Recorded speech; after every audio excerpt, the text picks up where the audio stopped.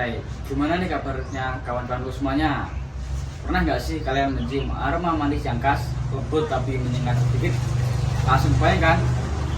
Yap, hari ini kita akan ngobrolin salah satu cemilan legendaris yang udah nemenin banyak generasi, yaitu tape. Dari yang manis sampai yang asam-asam menggoda, tape punya cerita panjang yang gak cuma soal rasanya, tapi juga soal proses dibalik rasa tape yang menjadi pilihan kuliner masyarakat.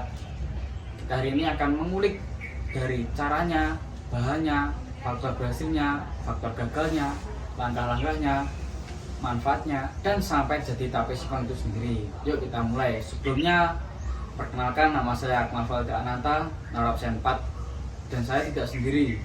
Saya akan ditemani oleh Mas Muhammad Emir Syahliga dari nomor absen 26.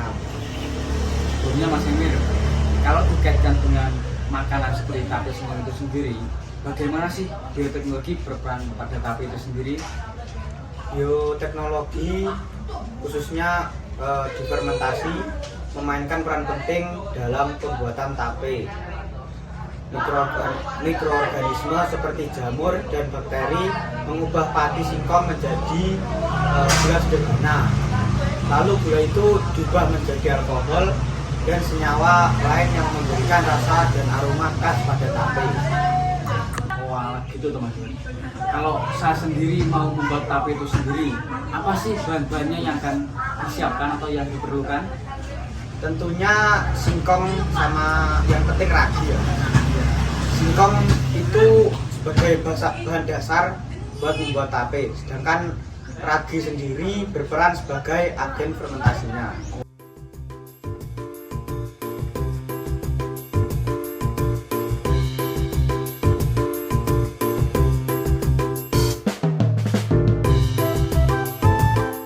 Walah, begitu. Kalau bisa dijelaskan nggak sih Mas Emir, tahapannya agar tape singkong itu berhasil dikonsumsi oleh masyarakat gitu? Untuk yang pertama itu yang pasti singkongnya itu dikupas dulu, terus dicuci sampai bersih, terus singkongnya dipotong-potong, terus singkong dikukus sampai lunak, sehingga terus habis itu singkong didinginkan hingga suhu ruangan, terus habis itu dikasih ragi, terus yang terakhir tinggal di fermentasi sekitar 2-3 harian.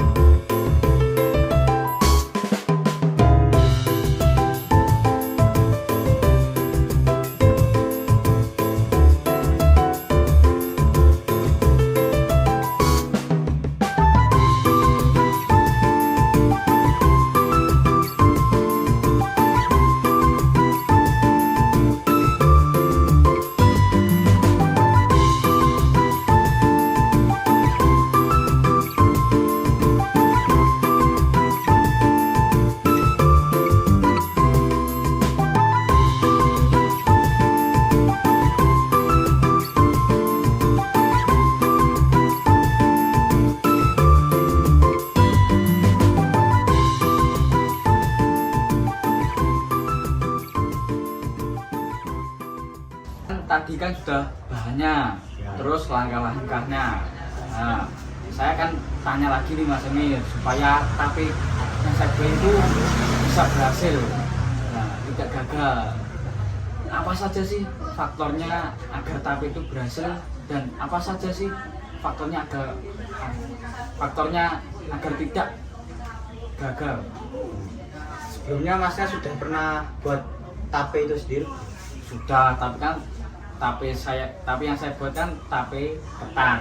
Nah, kalau ini kan tape singkong, Ya. beda nih. Nah, Sebetulnya hampir mirip sih mas, tapi kalau misalnya untuk faktor-faktor keberhasilannya itu bisa dari suhu pada saat fermentasi, terus habis itu jumlah ragi yang dimasukkan ke tape itu tersendiri, terus lama fermentasi juga. Yang terakhir itu kebersihan lingkungannya itu juga harus dijaga. oh, jadi kalau saat fermentasi itu harus betul-betul dijaga, tidak boleh dibuka gitu mas. Ya kalau bisa sih nggak boleh dibuka ya mas, tapi kalau misalnya emang mau lihat mendingan pakai toples yang bening itu, Oh, pakai itu. selanjutnya kan pasti tape kalau kan ada rasa manis-manisnya kebetulan. Ya. Nah, mengapa tape yang menjadi lebih manis dan lembut setelah difermentasi? Itu karena proses fermentasi mengubah pati dalam tape menjadi gula sederhana mas. Jadi di tape itu bisa berubah menjadi glukosa, itu adalah kayak bahan pemanis gitu mas. Jadi di dalam tape itu juga bakal menghasilkan alkohol dan karbon dioksida. Malah gitu dong. Jadi kalau tape sudah berhasil terjadi itu pasti ada rasa manisnya ya. Ya. Sama ada rasa alkoholnya. Jadi kalau kebanyakan bisa Mabuk. mabuk. Ya. Kalau tadi kan sudah ada bahannya, caranya, terus faktornya, Ya. terus kenapa kok tape bisa manis setelah fermentasi? Terus katanya Mas Emil kalau kebanyakan bisa memabukkan karena ada alkoholnya. Nah, yang terakhir itu saya mau tanya, kenapa? Pasti kan yang dibuat atau dijual kan pasti ada manfaatnya. Nah, apa sih manfaatnya dari tape singkong itu sendiri Mas Emil? Manfaat dari tape itu banyak sih mas. Jadi contohnya itu kayak bisa menghangatkan tubuh, itu dari alkoholnya itu. Kan alkohol bisa menghangatkan tubuh kan. Iya. Terus ada bisa menjaga pencernaan tubuh, terus menjaga daya tahan tubuh, sama dapat meningkatkan energi dalam tubuh. Walah, itu tuh Mas Emil. Nah, besok saya mau buat tape ketan ini, tape singkong ini. Kalau sudah jadi, koleng-koleng aja ya Siap, mas. siap. Oke, kawan-kawanku semuanya, kita sudah berbicara santai dengan Mas Emir tentang bagaimana caranya membuat tape singkong itu sendiri, manfaatnya, dan faktor-faktornya agar berhasil atau gagalnya dengan tape singkong itu sendiri. Cukup sekian. Wassalamualaikum warahmatullahi wabarakatuh. Sampai jumpa di video selanjutnya. Baik.